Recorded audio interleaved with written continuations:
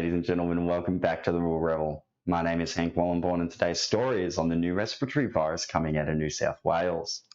That's right, a new respiratory virus has surfaced, raising concerns among the population. Already there are suggestions that this development might yet be another instance of fear-mongering and an attempt to push the mRNA agenda by corrupt pharmaceutical companies such as Moderna. Given past experiences such as the COVID-19 pandemic, it is crucial to keep an open mind and approach this new health threat with skepticism.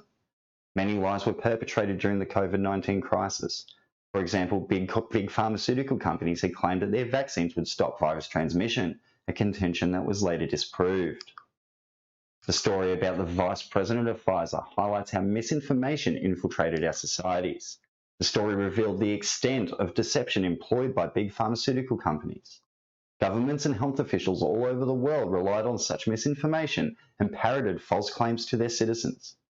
Consequently, numerous people were either coerced or misled into receiving vaccines that did not fulfill the promises made by these corporations. Considering the extent of dishonesty throughout the COVID-19 pandemic, there is ample reason to question any development concerning a new respiratory virus in New South Wales. Is it an authentic health threat, or simply more fear-mongering to promote vaccine uptake? It is worth noting that Moderna, known for its involvement in producing mRNA vaccines during COVID-19, is already planning to manufacture a vaccine for this new health threat. This seemingly convenient timing should be scrutinised, especially given the past misconducts of pharmaceutical companies. People around the globe placed enormous trust in these corporations, believing they were instrumental in ending the global health crisis. However, it soon became evident that these entities had economic interests superseding the welfare of vulnerable populations. With multiple instances of misinformation and outright lies exposed during COVID-19, it is only reasonable for people to remain vigilant and resist blind acceptance of information regarding this new virus. Trust must be built on a foundation of transparency and honesty, which has evidently been lacking in previous interactions with pharmaceutical companies. In conclusion, the emergence of this new virus requires critical evaluation. Remaining skeptical of claims made by big pharmaceutical companies and government bodies is not only justified, but also essential to ensure that people are not misled or exploited.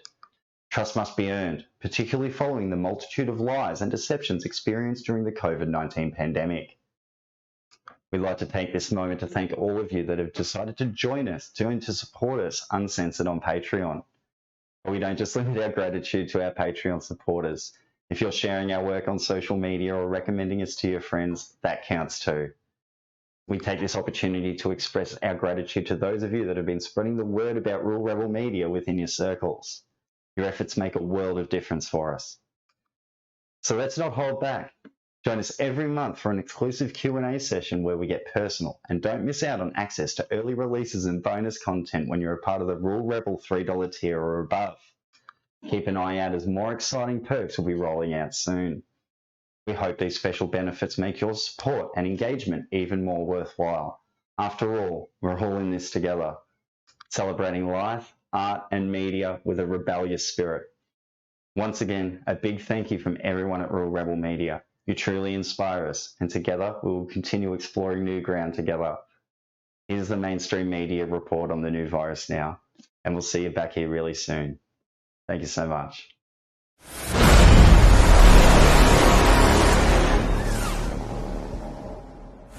Respiratory virus is on the march in New South Wales. Infections of HMPV likely to outpace influenza and COVID this spring. And there's no medical treatment or vaccine for this one either. Kenny Heatley is live for us in Sydney this morning. So what are the symptoms here, Kenny?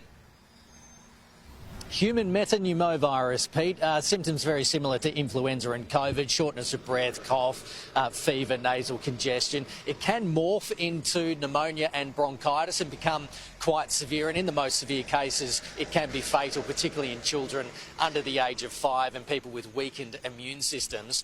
New South Wales Health PCR testing data shows that in the past 2 weeks, in the first week you had 648 cases, and in the last week 1,100 168. So quite a sharp rise there.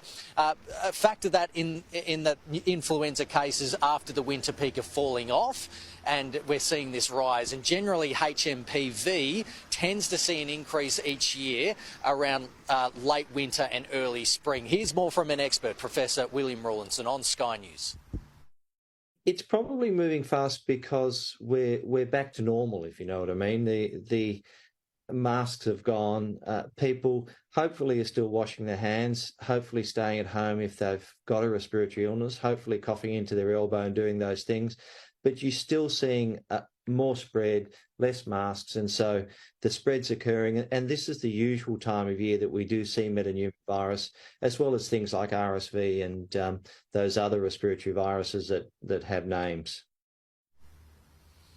HMPV was only discovered 23 years ago, so it's a relatively new virus. There's no treatment. All you can do is stay at home and rest up, and there's currently no vaccine, Pete, but Moderna are working on a mRNA-type vaccine, but it's in trial phase at the moment. Probably won't be ready for at least 3 to 4 years. OK, Kenny Heatley, thank you.